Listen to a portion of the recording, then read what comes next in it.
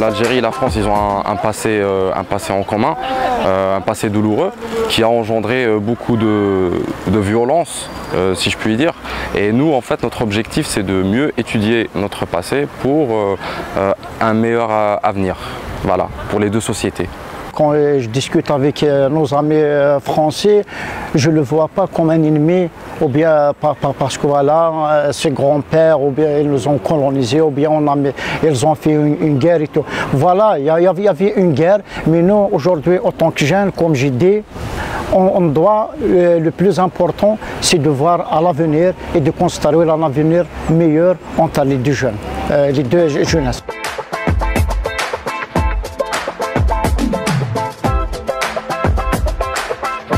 À partir de 1955, juin 55, ici dans l'enceinte de Montluc, on peut procéder à des exécutions.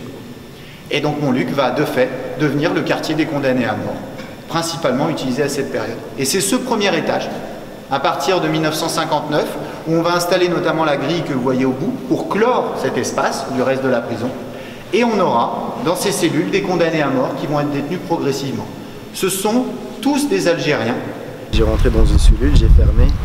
En fait, je pouvais pas rester plus que 5 minutes, alors essayant de penser que des gens restaient 9 personnes dans une cellule.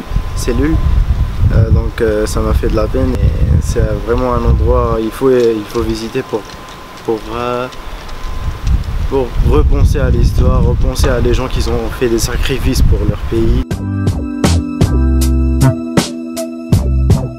Jusqu'à présent, j'ai vu des historiens qui nous ont expliqué, et on le savait déjà, qu'il y avait des Français qui ont soutenu la guerre de l'indépendance algérienne, mais là on l'a confirmé, on a eu plus de détails, plus d'histoires et de témoignages. Dans ce camp de Makouda, il existait, c'était des longs baraquements où ils vivaient, ils étaient peut-être 150 dedans, des gens du FLN venaient, ils choisissaient 2-3 personnes, ils les emmenaient au bout du camp, leur faisaient creuser leur tombe et les tuaient sur place. Mais d'autres ont été massacrés par des civils.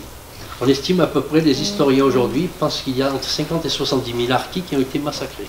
Donc, il y avait une crainte qui est très avérée. En ce qui concerne les harkis de mon village qui sont restés, ils ont été emprisonnés, donc ils ont subi je dirais, de la torture, disons. Au moment où la guerre d'Algérie s'enclenchait, je me suis dit qu'est-ce que c'est que cette idiotie. Enfin, là, nous avons des peuples dont la religion diffère profondément, dont les assises culturelles, voire ethniques, sont différentes. Et cette fois, c'est la Méditerranée qui nous sépare.